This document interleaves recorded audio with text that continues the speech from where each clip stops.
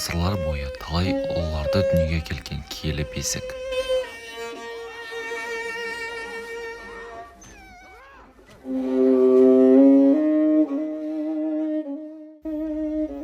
Он алтыншы ғасыр. Қасым хан. Ол найзаның ұшымен қазақтың жерін біріктіріп, қасқа жол заңымен елін бекітті. Ол ұлы даланың сақшысы болды.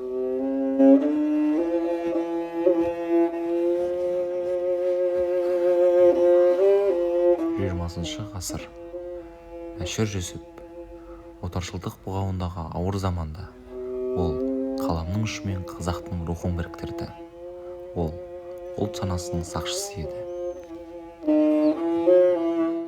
Қасым хан мемлекеттің іргетасын қаласа, Мәшһүр Жүсіп сол тарихты қағазға түсіріп, біздің ұлттық иммунитетімізді сақтап қалды. Қылыш пен қалам. Бұл біздің тәуелсіздігіміздің мызғымас тірегі.